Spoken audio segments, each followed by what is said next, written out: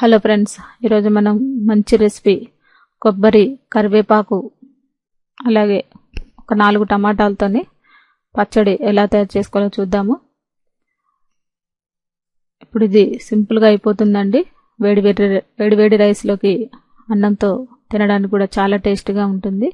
దీనికి మనకి ఒక 5 రూపీస్ కరివేపాకు పడుతుంది, ఒక చిప్ప కొబ్బరి, అలాగే ఒక 4 టమాటాలు. ముందుగా 2 స్పూన్లు ఆయిల్ వేసుకొని దీంట్లో ఒక 2 స్పూన్లు నువ్వులు వేసుకోండి టేస్ట్ కోసం. అలాగే ఒక 7-8 ఎండుమిర్చి, అలాగే ఒక 2 పచ్చిమిర్చి వేసి ఒక 2 నిమిషాల పాటు ఫ్రై చేసుకోండి. మరీ ఎక్కువసేపు కాదండి, నువ్వులు త్వరగా వేగిపోతాయి, ఎండుమిర్చి కూడా తొందరగానే వేగుతాయి. ఈ కొద్దిగా వేగంగానే తురిమి పెట్టుకున్న పచ్చి కొబ్బరిని కూడా వేసేయండి. ఒక 2 నిమిషాల పాటు దీన్ని కూడా ఒక 2 నిమిషాలు ఫ్రై చేసుకోండి.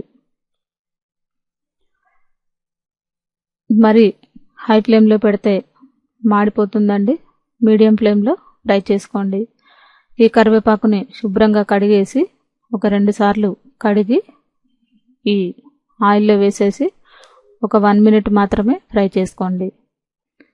ఇది ఎక్కువసేపు ఫ్రై అయితే కరివేపాకు ఫ్లేవర్ అంతా పోతుందండి. అలా కాకుండా మనకి వేసిన ఒక 2 నిమిషాలు మీడియం ఫ్లేమ్లో ఫ్రై చేసుకొని సపరేట్ ప్లేట్లోకి పక్కన తీసి పెట్టుకుంది. అదే కళాయిలో మనం కట్ చేసి పెట్టుకున్న ఒక 4 టమాటాలు మీడియం సైజువి, మరి చిన్నవి కాకుండా మరి పెద్ద టమాటాలు కాకుండా మీడియంగా ఉండే టమాటాలు ఒక 4 తీసుకోండి. ఈ క్వాంటిటీకి ఈ కరివేపాకు మనకి టమాటా సరిపోతుంది. దీన్ని ఒక 2 నిమిషాల పాటు ఉడికించుకోండి. ఉప్పు వేసేసి ఇప్పుడు మిక్సీ బౌల్లో ఈ కరివేపాకు మిశ్రమాలన్నిటిని కూడా మెత్తగా గ్రైండ్ చేసుకోవాలి. దీంట్లోనే ఒక 4 వెల్లుల్లిపాయలు వేసుకోండి. అలాగే మీ రుచికి తగ్గట్టు ఉప్పు కూడా వేసుకోండి. ఇది ఉప్పు మనం టమాటాలో వేసాము, దీంట్లో కూడా వేసామండి, చూసి వేసుకోండి. ఇప్పుడు ఈ టమాటాలు ఉడికేటప్పుడు కొద్దిగా చింతపండు వేసుకోండి.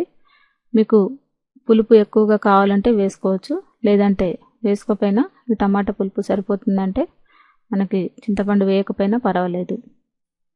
ఇప్పుడు ఇది ఉడకంగానే ఈలోపు మనం ఈ కరివేపాకు మిశ్రమాన్ని మెత్తగా గ్రైండ్ చేసి పక్కన పెట్టుకోండి.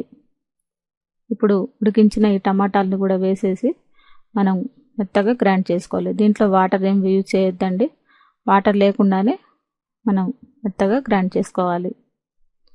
ఒక 2 నిమిషాలు మనం ఇది చల్లారనివ్వండి. ఇప్పుడు ఒక 4-5 స్పూన్లు ఆయిల్ వేసుకోండి. దీంట్లో ఒక స్పూను ఆవాలు, అలాగే కొద్దిగా ఒక స్పూను జీలకర్ర, దీంట్లోనే ఒక 2 ఎండుమిర్చి కట్ చేసి వేసేసుకోండి.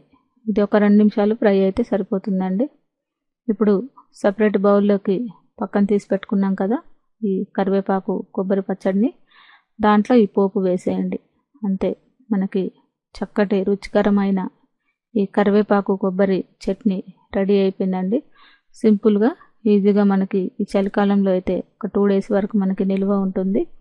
ఇది గాజు సీసాలో పెట్టి ఉంచుకుంటే మనకి ఒక 2-3 డేస్ మనకి నిల్వ ఉంటుందండి. దీన్ని వేడి రైస్లోకి నెయ్యితో కానీ, చపాతీలోకి కానీ, అలాగే దోశలోకైనా, ఇడ్లీలోకైనా చాలా టేస్టీగా ఉంటుంది.